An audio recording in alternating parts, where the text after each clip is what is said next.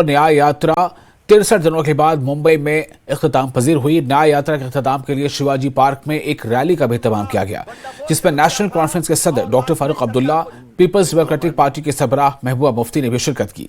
दोनों रहनुमाओं ने रैली से भी खिताब किया, जिसमें महबूबा मुफ्ती ने पुलवामा हमले के बारे में सवालात उठाए, जबकि फारूक अब्दुल्ला ने ईवीएम पर सवालात उठाए।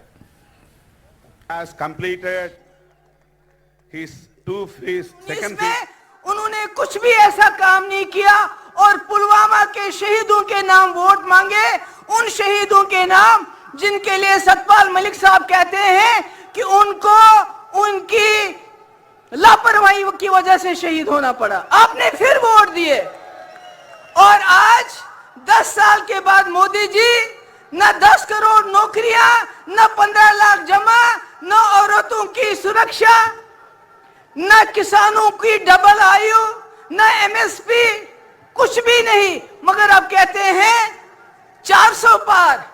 ये 400 पार क्यों करना चाहते हैं?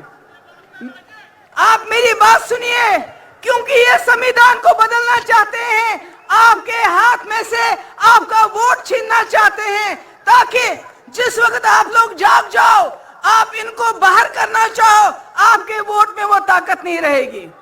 हम ऐसे हो जाएंगे जैसे चीन में वो किसी को भी वोट डालते हैं, चुना एक आदमी जाता है, एक जमात चुनी जाती है। जैसे प्यूटन रशिया में चुना जाता है, मोदी जी इस मुल्क को ऐसा ही बनाना चाहते हैं कि इस भारत को बचाना है, इस भारत को सबके लिए रखना है।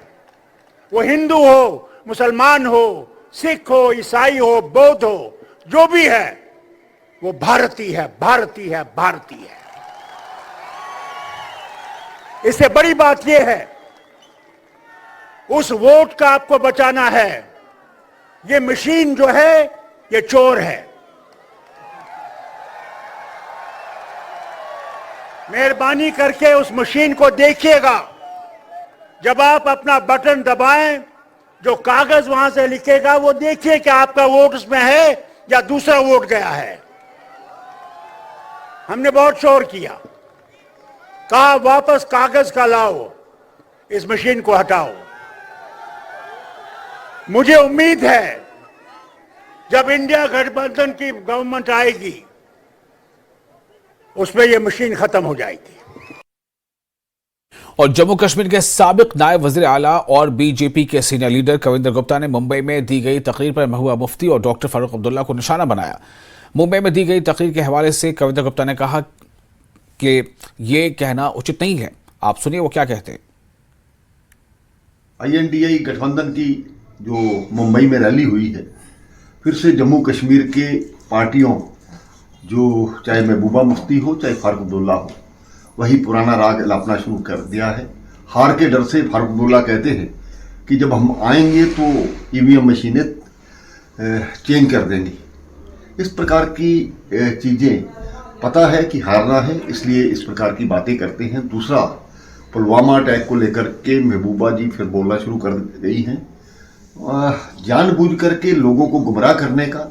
और इनके लिए मन में कोई भी सम्मान नहीं है उन शहीदों के लिए जिन्होंने अपनी शहादत देकर के जम्मू कश्मीर को बचाया है।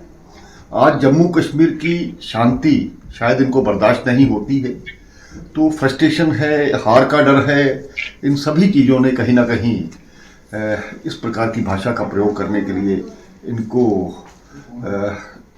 वचनबद्ध किया है। तो कुल मिलाकर के आने वाला समय बताएगा कि INDI गठबंधन का खात्मा किस प्रकार से होगा।